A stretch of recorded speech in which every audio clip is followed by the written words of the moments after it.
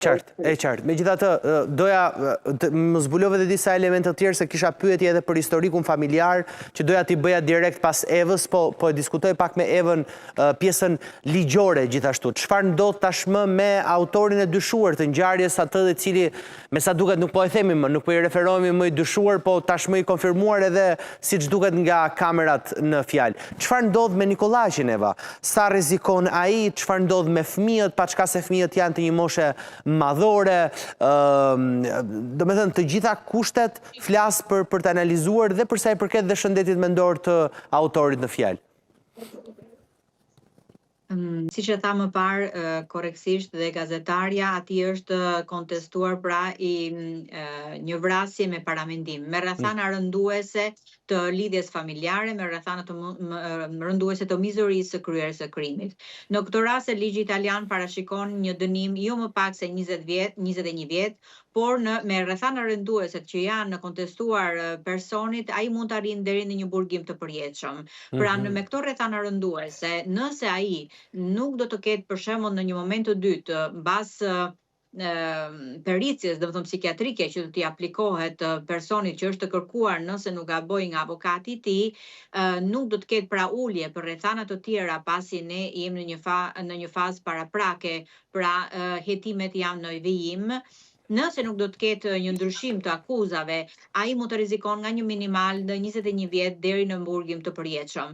Përsa i përket fëmijëve në këtë moment, me sa jemi në dieni, janë marrë në vëzhgimin dhe në vëzhgimin dhe në mbrojtjen e asistentëve sociale dhe të psikologëve të vendit.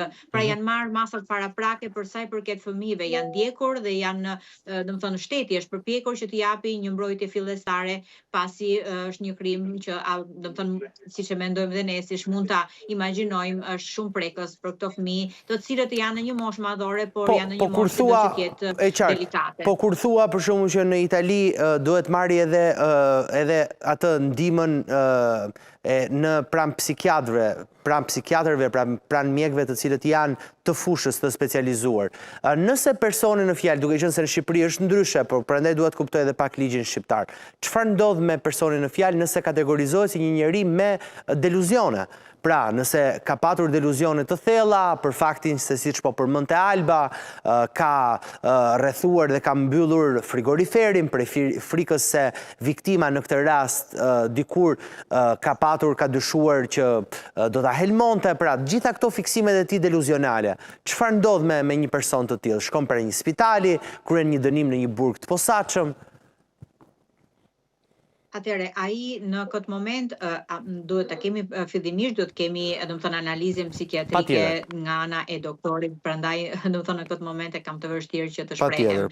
Në një moment nëse ai do të nëse ai mund të parashikohet që ka pasur, pra fakti që ai mund të ketë disa parashikime që, domethënë, të tilla, për shembull që ai mund të ishte një objekt krimi dhe ka pas fiksacione, mund të themi, pasi depresioni nuk mund të jetë në këtë rast vetëm një justifikim në kryerjen e krimit, pra mund të ketë fakte që të çojnë që psikologu dhe psikiatri mund të çojnë që ai ka, domethënë, probleme psikiatrike, ai do të mbahet në një burg italian, por do të jetë në survejimin, pra në një survejim të pra do të jetë edhe i ndjekur nga pikpamja psikologjike.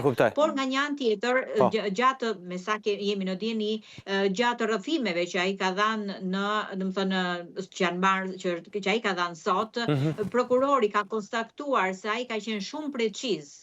Pra ka qenë shumë preciz, shumë i detajuar dhe i organizuar për kryerjen e krimit. A janë këto elemente që mund të lejnë domethënë të kuptojnë se ai person mund të mos ketë probleme psikologjike, apo janë elemente që domethënë mund të merren parasysh. Për mendimin këto janë elemente që të shikojmë në një moment të dytë. Por mund të ketë një ulje domethënë të dënimit, por ato vendos vetëm gjykata. E kuptoj. Alba, e qartë. Jo, sigurisht. Ne hedhim këtu të gjitha pistat e mundshme në aspektin ligjor.